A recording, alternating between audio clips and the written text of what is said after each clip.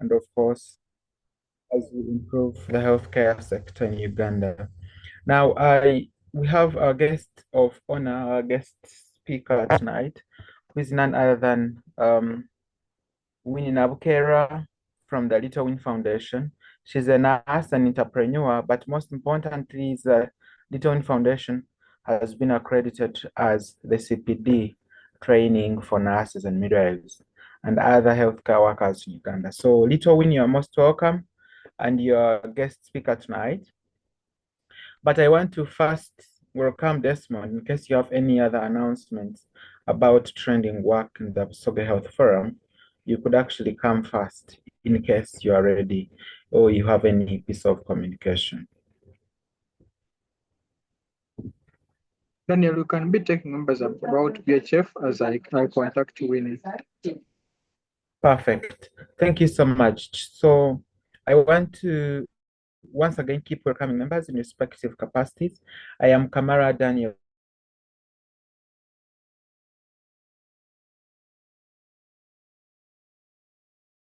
Data Vision as a health presenter every Wednesday at 9 p.m. I am also a board member at the Allied Nutritionists Association of Uganda, an organization that brings together all nutritionists across Uganda. But also, due to the demanding environments of nutrition, we started up a community-based organization called the Nutrition Habitation Center, and we are based at Best Medical Center in Gayaza, Kampala. So, friends, just know you're the right spots for your health education information and also reaching out to you with quality work. Just like some of you have seen our current posters, and we are talking about Zero Sugar Challenge as we are waiting for the guests to reach around.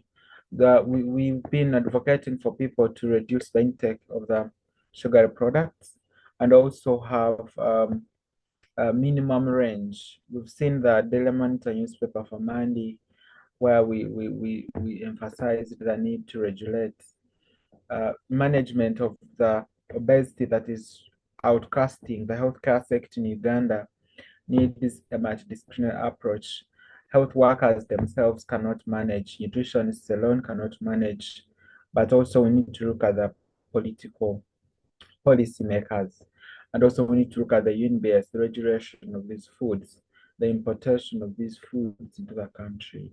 We need to look into that advertisements that is persuasive, that is too persuasive that children. We need to look into also the nutrition labeling, profile modeling. Other developed countries, if you see some of these products that have, for example, trans fatty acids like margarines beyond 2 grams, they are labeled red. Those ones with sugars above 1 gram, they are labeled red, and which is different here in Uganda.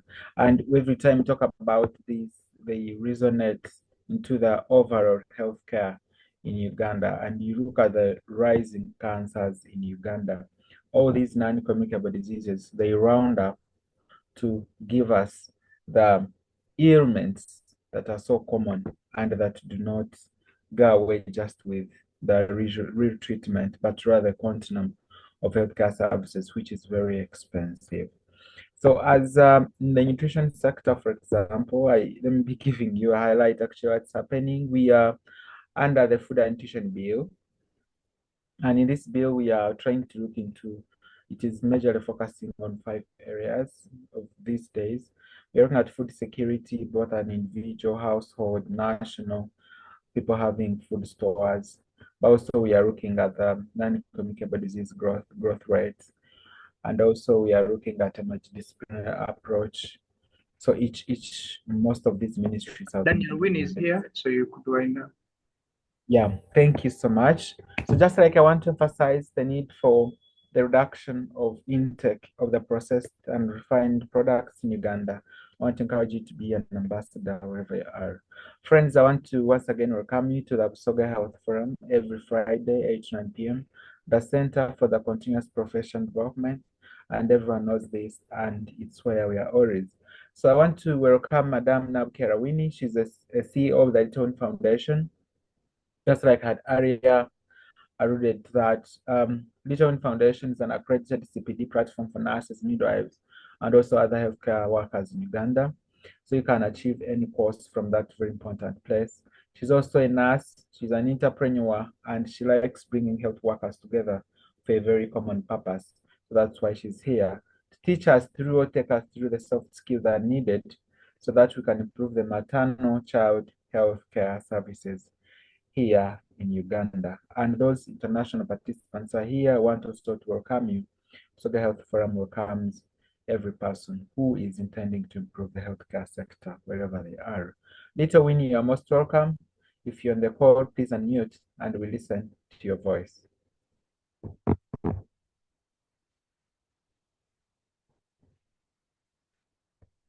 As she's trying to, okay, please, you can unmute. We're able to see your video, but we're not able to hear you. All right. Thank you very much, Kamara. A very good evening to you, ladies and gentlemen. It is such a great opportunity to be here with you, to spend my evening with you. And thank you very much for this opportunity that I'm here. Allow me share my screen.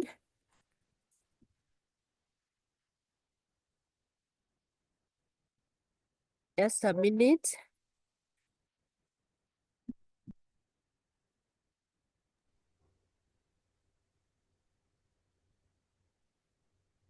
As Little Winnie is trying to share her screen, please, friends, be inviting your friends. Share this link into the WhatsApp groups where you are so that people can learn the soft skills in the healthcare settings. They are very, very vital and important for you and me so that we can have a whole healthcare system approach. So let's not Kamara, keep can I the have the sharing rights? Desmond Okay. can help you out that. Is it visible? Yes, please, it is. You can now share full screen.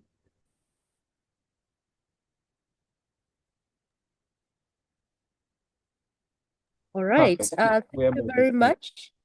Kamara, am I audible? You're audible and the screen is visible. I request All Winnie, right. could you use the full screen button, the next to that book below? Not down, continue down, the last one on your right. The last one This on your one? no? On the extreme, that one, yes.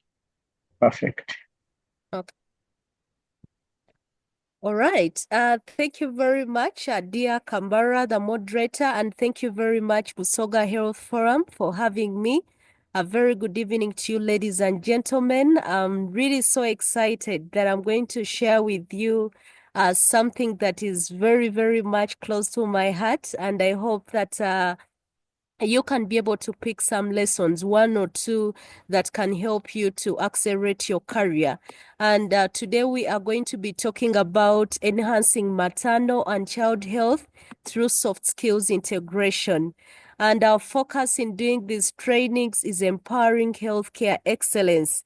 So if you're here and you're saying, how do I become excellent in my work that I do, both in personal and professional, you're very much welcome, because soft skills are actually the oil that are going to help you to be a performer in all your different responsibilities. So that is already, to some of you that have not met me physically, that is my face. And Winnie, Nabukeera, Kamara has already told you about all those other details. So in our training objectives, we are going to, first of all, understand what soft skills are, describe the different types of soft skills, discuss the relevance of soft skills, how are we able to deliver these programs, and what is our impact and progress so far at Little Win Foundation.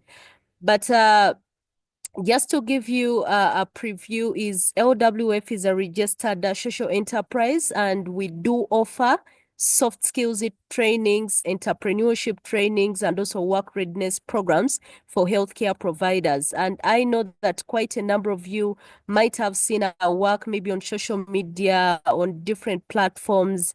And yes, we do deliver these programs in quite a number of ways, as you're going to be able to appreciate. So I know someone can be here and maybe it is your first time that you're hearing about what soft skills are.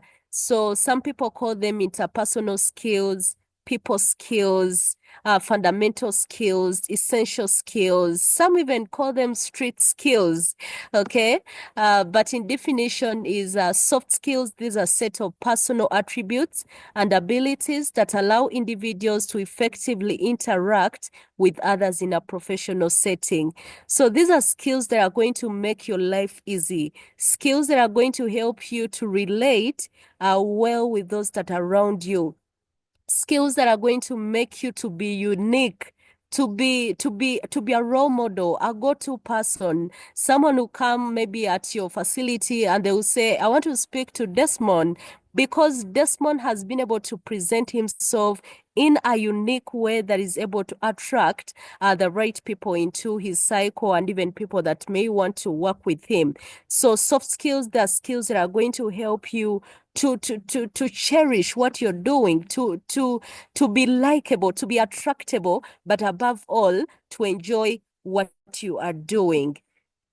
There are very many studies that have been made on why soft skills are relevant, and I'll quote this one from Harvard University that says that 85% of job success is contributed to by soft skills and only 15% by hard skills or technical abilities.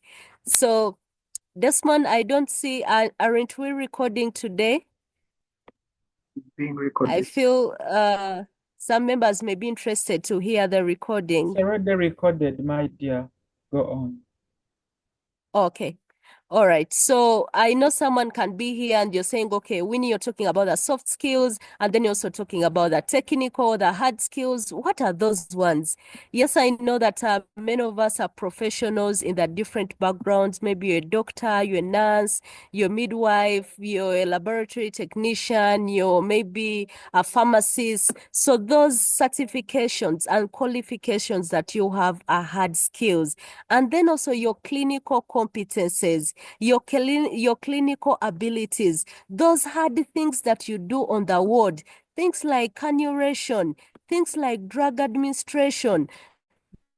If you're a midwife, the deliveries that you do, those techniques that you put in to help the mother to deliver the baby, you're a doctor, those cesarean sections that you do, the drug administrations, the oxygen injection, those hard skills that you do are your technical abilities. And usually technical abilities are job specific. They are technical abilities that help you to perform a specific task. For example, you can't be a midwife and you cannot deliver mothers, which means even when I know how to speak very well, but I don't have my clinical competence of delivering mothers, then I'm missing out at one point. So which means hard skills, these are skills that are going to help you to deliver well and to a specific role. Let's say, for example, you've had a patient that probably needs oxygen. Maybe their oxygen saturation is low and you need to give them oxygen. So you need to understand, the pathophysiology of how that works, and I mean the quantity of what you have to give them and all of that. So those hard things that you do are your technical competences. And when we go to the 85%, which are very integral, they help us to deliver. This 85% is the one that is going to help you to deliver well, or they are going to accompany your hard skills, your technical abilities, so that you're able to perform in the most appropriate way, as we are going to see. So we have quite a number of soft skills. I'll start with one: communication. Communication, realize everything that we do in healthcare is about communicating. Every time you're speaking to your patients, every time you're speaking to your colleagues, every time you're speaking to your bosses and all the people that are around you. So you're using your communication skill. And realize if you don't know how to communicate, people are always going to actually run away from you. And that is why communication in relation to our patients, so many times our patients want us to actually listen to them, because just imagine someone has come with all their story. They want to speak to you because you're the professional, but you're already telling them, you're already giving them that attitude of, I don't have time. I don't have time. It is already up. I have to go and all of that. So you're giving them that attitude, and therefore you're actually cutting them off. And sometimes maybe on your phone, you're listening to music, you're on TikTok, and then someone is actually able to perceive you in a different way round. And so many times we think communication is just verbally, like, when, like Winnie, I didn't say anything. For me, I just moved away. But you're already communicating that, by the way, I don't have your time, or by the way, I'm not interested. After all, you've come when it is already late. So there are different forms on how we are able to communicate to our clients, but it is very important that we are able to observe our verbal and also our non-verbal communication, have a positive attitude, and also take care of our body language. Empathy is something that is very important. I believe that all of us actually want to have someone that has a genuine interest in us. Just imagine you've gone into a shop, and then you tell someone that maybe I want some bananas, and then they're like, you pick for yourself there. And then they are rude, they are showing you, I'm not interested. What will you think? It is the same way when these clients come into our facilities. When someone come, and definitely you have a beautiful smile even when you're tired, and then you're saying, please, you're welcome, please have a seat, let's be able to know what is happening and all of that. You're showing them that you're welcome, I'm interested in you. And by the way, remember, these clients are our bosses. If we don't have them, we don't have the jobs. If we don't have them, we don't have the money that all of us are looking for. So what does it mean? We should be able to treat them as a priority. When they come into the facility, we should be able to welcome them and treat them as if they are kings and queens. And definitely, because healing starts from the mind, they always say, wow, in Ginger Referral Hospital, the nurses are very welcome, the doctors are amazing, the midwives are incredible. I mean, I already received healing in my mind. So that is empathy. And definitely all of us actually would want to feel the same way as we go anywhere. So emotional intelligence, very important, being able to understand the emotional needs of your clients, but also your needs. So many times you work with patients that are very impatient. Just imagine you have your own issues, and then you bump into this client. She also has her own issues. She expects you to be able to understand her, but then you also expect her to be able to understand you. So how are we able to do that? We should be able to understand that actually the patients that we take care of are very impatient. You don't want to I'm just giving you a scenario. Let's say, for example, I'm a first-time mother. I'm pregnant. And then you're telling me, are you the first person to deliver? Am I the one who sent you? Like, it is my first time. Even when I'm 35, I'm 40, it is my first time. So understand me and be able to treat me in a way that you'd also want to be treated. But as we talk about all these different things,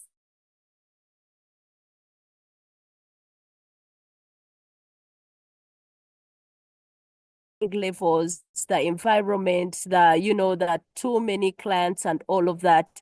But we should be able to prioritize and be able to work at least on a few that can be able to appreciate the care that we give. And definitely having a positive attitude. So many times people say, our attitude is not good. The people's attitude, the Vasao attitude and all of that. But attitude is something that we need to be able to work on if we want to move further. And remember that attitude is like a flat tire. If you cannot change it right now, you are not going you're not going to actually go anywhere. But not to forget that actually attitude is a choice. We appreciate and know that actually we have a lot of challenges in the system, but what can we choose to control, and what can we continue to advocate for so that we're able to deliver, but also enjoy work that we are doing. But just imagine complaining from January up to December. For you, the whole of your years, 24 years, 30 years, 15 years, you've been complaining. So what is changing? Why is it that you just, maybe have a turnaround of your attitude and mindset and say, okay, this is there. So what can I be able to do? And that is where, for me, I love to always encourage and empower other teams that we work with. Whenever you see a problem, ask yourself, okay, what can I do? And so many of us always wait. Maybe you're into leadership. Maybe you have an appointment. Maybe you have a high level position for you to solve a problem. But my friend, not all of us are going to be into positions of leadership. Not all of us are going to, have those hierarchies and all that, but you can be a leader in your own way. You can be in Jinja, you can be in Wugweru, you can be in Imbarara, and you're a star, and people know you because of the work that you are doing. So that is why I really want to emphasize us working on our attitudes, because for the very many challenges that we have, it is not that they're going to be solved in one day, but all of us can be able to pick something and then we can be able to start from there. The complaining syndrome. I've seen colleagues that complain, and complaining is still about talking about a problem year after year, and then you never actually do something. So attitude is something that we need to work on, and it is actually a soft skill. Teamwork and collaboration and conflict resolution. Differently, we work in teams, we work in collaboration as the doctor, the midwife, the nurse, the lab, the pharmacist, like all of us, it is teamwork.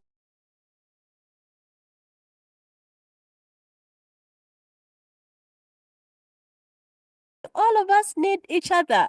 A doctor, you need a nurse. A midwife, you need you need a doctor.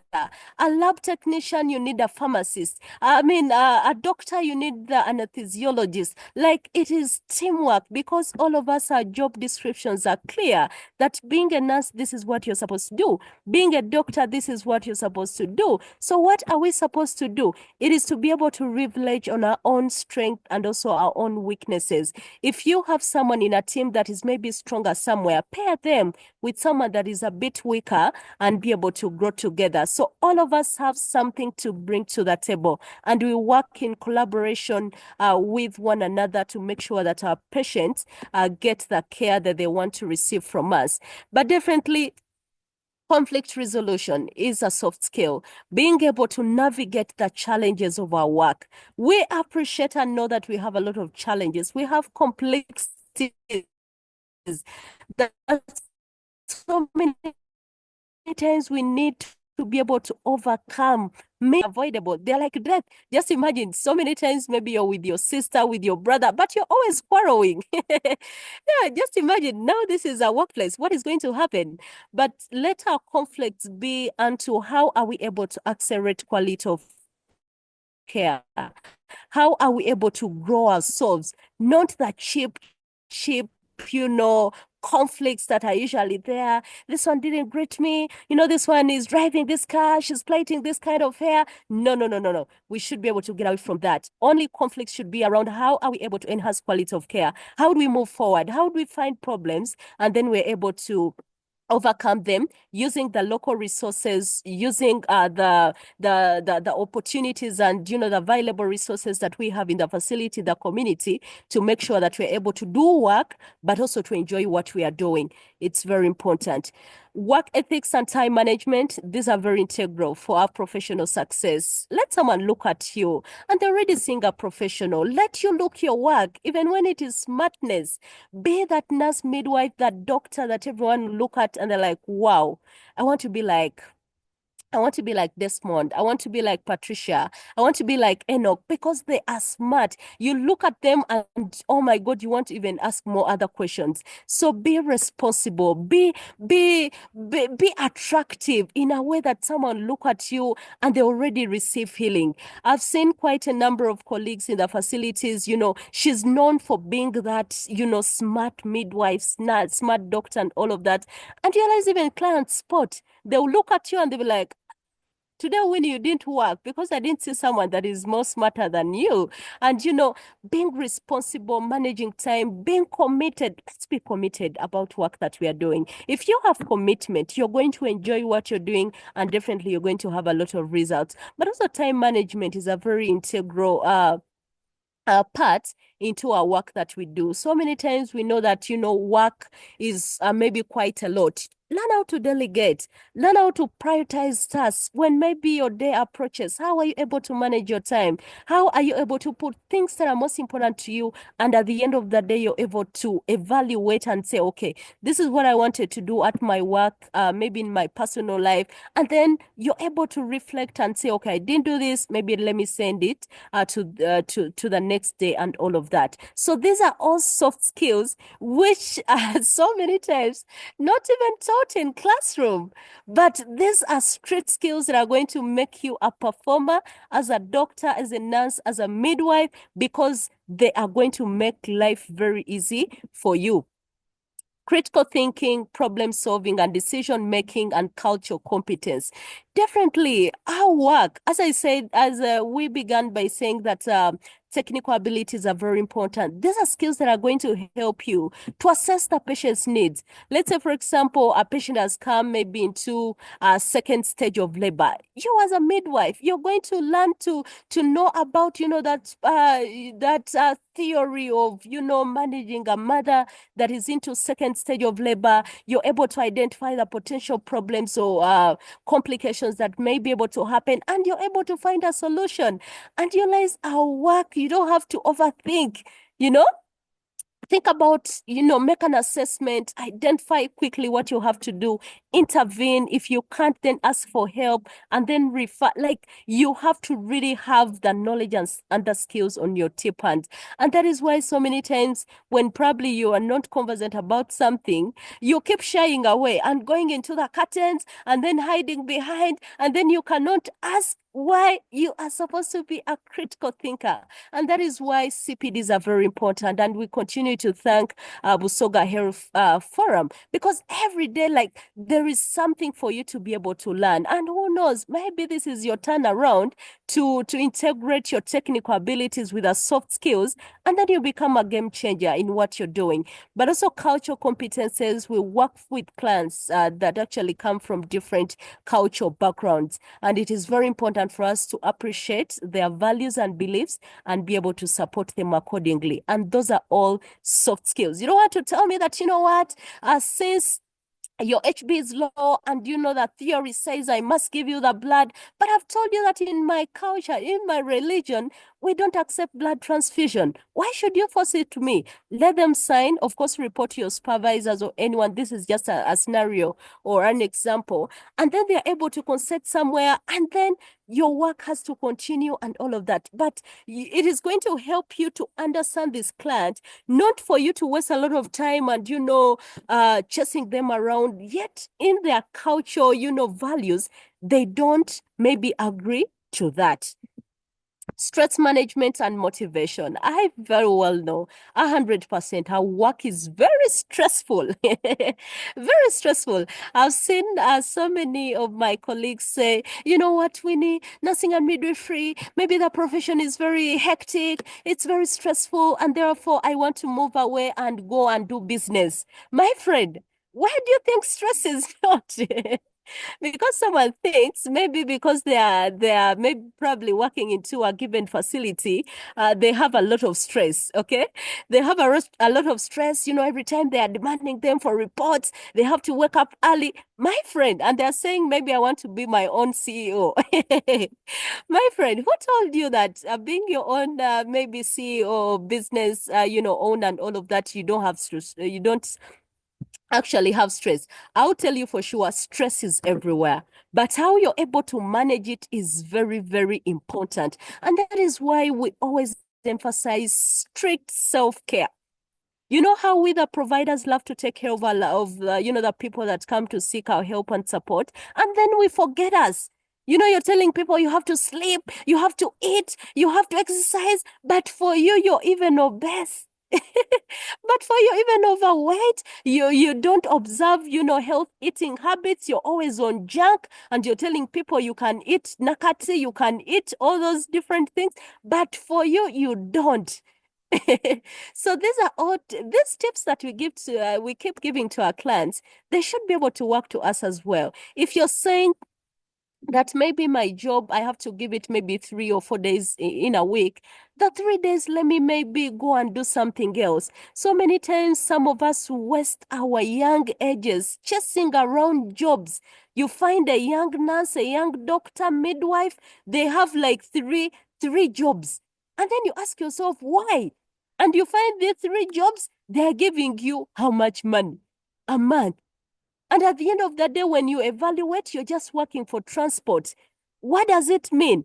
Have a formal job where you're able to give maybe 3 or 4 days of your time and then start up a side hustle.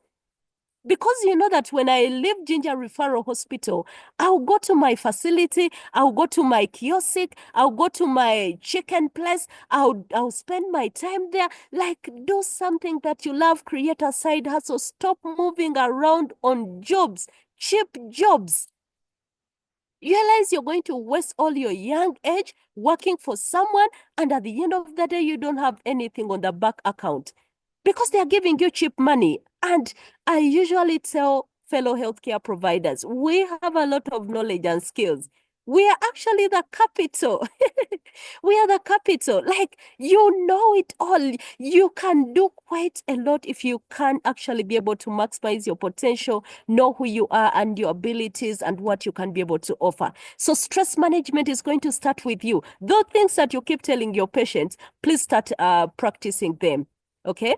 And then motivation, definitely. Whenever I look at what we do as healthcare providers, I don't even feel that the money that we are given is enough. It is never enough. But I'll tell you for sure, this is a calling. This is a calling that so many times I call passion, but I add on profit. I call it passion, but I add on profit. You should not be a nurse. You should not be a poor nurse, midwife, doctor, and you're saying this is passion.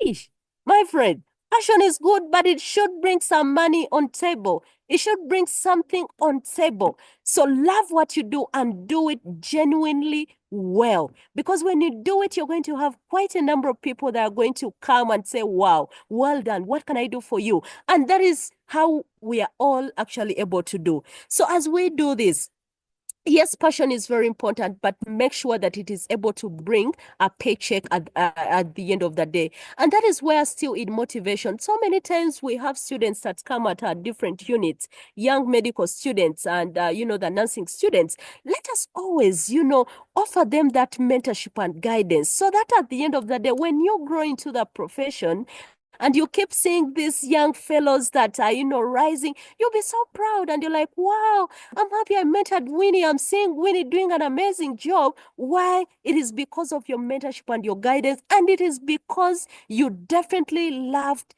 your job, your work, and all of that. And that is why for me, I never go somewhere to speak and I don't applaud all the mentors, all the people that, keep mentoring us and guiding us as we go into these different facilities and units. We applaud all of you. And we actually want to encourage all of us, whenever you have someone that has come into your support, into your mentorship, guide them. Because who knows? Tomorrow, maybe there could be something, different, and then they'll be able to recognize you. So let motivation start with you. Not even money can actually give you the motivation, but make sure that as you talk about passion, it is able to bring something to the table. Oh, wow. Sometimes I can't speak, but I want to hear from you, dear team. Please go to the chat. Let me know, how are you feeling? How are you feeling? Am I communicating to someone? Are you guys enjoying the conversation? Someone unmute, speak to me, and then others, you can go to the chat so that I don't keep talking and talking. Yeah. I'm seeing Happy is saying it is a calling. Definitely it is a calling, but we need to see some food on the table. Yes. Hello. Dr. Brian says it's great. That's amazing. All right. Please go ahead, my Yes, dear, Winnie. that has unmuted. Yes, I'm called Dr. Arinda Albert, and I'm a medical officer attached with Gwera Health Center 4 in Mbarara district. I'm actually enjoying every bit of the conversation, and I'm wondering, why did I take all this longer to hear such a nice presentation? I'm enjoying. That's amazing. That's amazing. Thank you very much, my dear. And then Norman says, how does one improve empathy? Wow. Okay, in that space for Q&A, I'll be able to answer that. Dr. Linda says, I need your number. Oh, is this Kamara? All right, so keep giving me your feelings and what you think, and let's be able to learn together. You know, such platforms are here for us to be able to learn. How are people of, you know, Barara, Mbale, Ginger, how are they overcoming these, you know, different challenges? How are they observing, you know, quality of care and all of that? So definitely, what is the relevance of soft skills? We are seeing that the patient experience is not just about medical care, it is about the entire experience. Differently, every day we are saying, how are you able to enhance quality of care? How are we able to, you know, give our clients an experience and all of that? I'll tell you, ladies and gentlemen, with soft skills, we cannot go wrong because we have seen that all of us have the technical abilities. Like, for God's sake, you're a doctor, maybe you have a master's, you have a PhD, you're a nurse, you have a master's, you have a bachelor's, you have like, all of us have what it takes to deliver. But why is it that we still have complaints? Why is it that customer care is low? Why is it that our patients are still complaining about our attitude? That is why I want to call upon all stakeholders. I want to call upon all different institutions that are listening in to be able to integrate soft skills trainings that will be able to address interpersonal gaps and, you know, challenges that our providers are facing, so that we are able to combine the technical abilities together with the non-technical abilities. And definitely we are going to see acceleration in the quality of care experience that these mothers have. We want a mother to come maybe at a facility and, you know, they want to always come. Have you ever been maybe at a facility and then a mother comes and is saying, so, you know, I'm not actually sick, but I had just come to say hello to you. What does it mean? Which means you really gave them a good experience that they cannot even pass by us actually saying hello to you. And definitely we are going to improve our reputation. We are going to enhance retention of clients, satisfaction, collaboration, increase the revenue, and of course the burnout is going to actually reduce. So many times one of the effects of, you know, overworking, of the work that we do, so many of us get into burnout. But realize, if you have effective ways for stress management, prioritization, understanding the value that you bring, you're going to stop chasing those cheap jobs, and then you're able to fish big. You have one formal job, you have a side hustle you're focusing on, and who knows, you're going to be very happy, because at the end of the day, you know that there is something that is actually bringing in something for you at the end of the day. And then as well, how are we able to deliver these programs? We deliver them both virtual and also physical, just as we are right now. Busoga Health Forum has given us a platform to deliver virtually, but we also partner with centers to deliver them physically. So we have packages, okay? If you're here, you're a student, a medical student, maybe you're a lecturer, a tutor, a clinical preceptor, you're a director, DHOs, PNOs. We have packages for both pre-service and in-service professionals.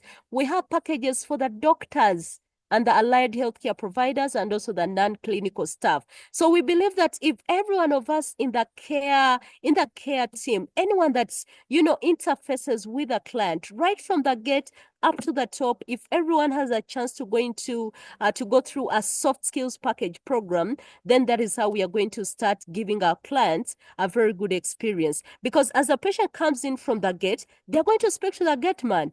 If they get a bad experience from the gate man, trust me, this patient is going to carry, you know, the bad energy onto the doctor, onto the midwife, and that is how we are able to affect all the whole system. So we want everyone to go through that training so that all of us speak one language and we're able to hold ourselves accountable.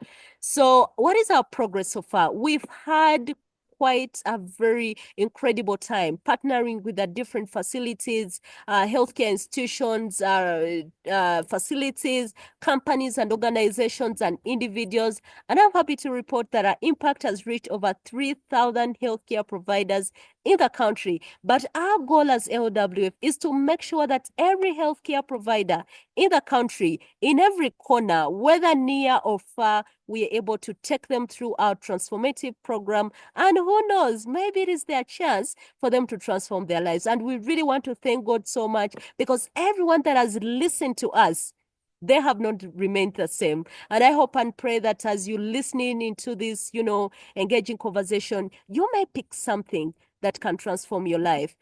And by investing in soft skills training, healthcare providers will provide patient-centered care, thus improving patient outcomes and experiences of mothers, children, and families. This is an investment that I really want to call upon stakeholders to be able to invest in, much more as we do the technical trainings, the clinical competence trainings.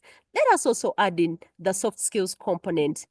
And definitely, I'm happy to inform you, ladies and gentlemen, Little Win Foundation is an accredited center by the Uganda Nurses and Midwives Council. And that is the evidence of our certificate that we got. So this shows you the passion and the interest that we have to offer this continuous learning, segment to fellow providers in the different identified needs and gaps, so that we can be able to grow together. Because we are not running away from the profession, but we are saying, what can we do? For that small thing that we can be able to do, let us do it, and let us be happy healthcare providers. So what is our ask today? I can see quite a number of people, 80 plus of us that are attending in here. We want to partner and collaborate with you. One of the core values of LWF is partnership and collaboration. We trust that the bigger vision that we have at LWF, we cannot do it alone. We need partners like Busoga Health Forum. We need partners in the healthcare institutions. We need partners in the training institutions, in different companies, in communities, at the ministry, in the councils, in the examination boards, everywhere, to be able to make sure that every nurse, midwife, every healthcare provider is able to go through these trainings. And definitely, we want to come and interact with your staff. We want to come and train you. And if you're here and you're saying, oh my God, this is one of the beautiful presentations I've had, maybe in a lifetime, in a day, in a month, I'm just joking, please refer us.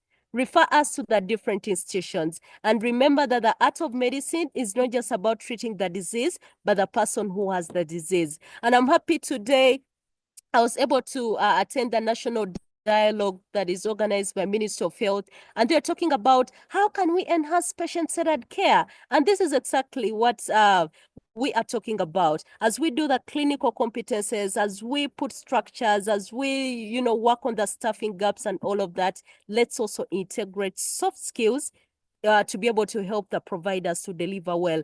And they're able to work on their interpersonal gaps. You find that someone has a challenge, but maybe not related to even the job that they're doing. How are you supporting them to be able to deliver?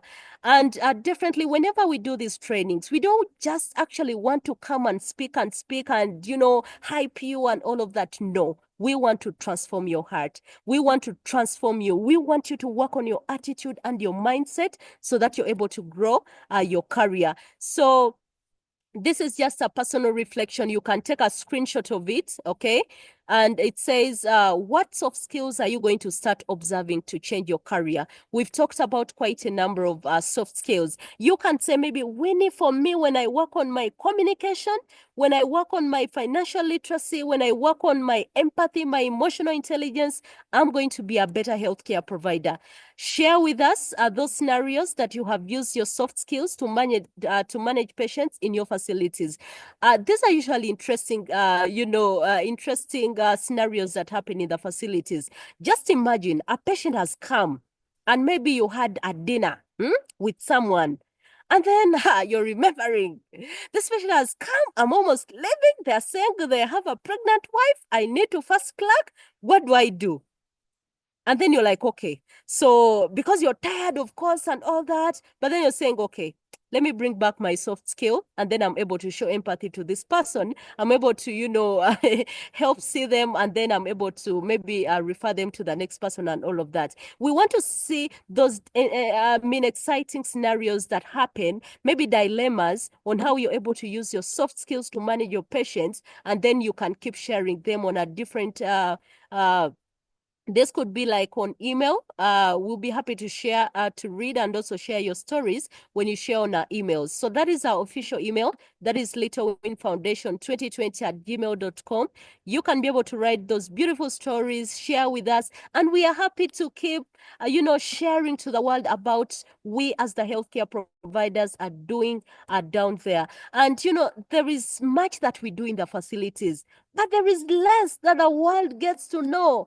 And that is why for us, we are very intentional about social media, because we believe it has a lot of influence. It has a lot of, myths and misconceptions that it can break, because the providers are really doing in their best, serving the clients and making sure that, quality of care is exhibited in the different facilities. So you can take a screenshot of that, and we are happy to keep reading your scenarios.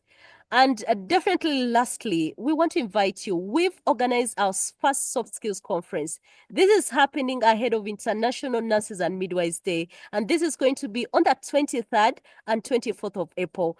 And I want to heartily and personally invite you. The theme is about adopting soft skills to enhance health professional growth and patient-centered care. We have quite amazing sub-themes that you don't want to miss, talking about leadership and teamwork, innovation in healthcare delivery, personal development and lifelong learning, ethics, professionalism and patient-centered care, sustainability in the healthcare system, among others. This is a groundbreaking conference. It is one of the kind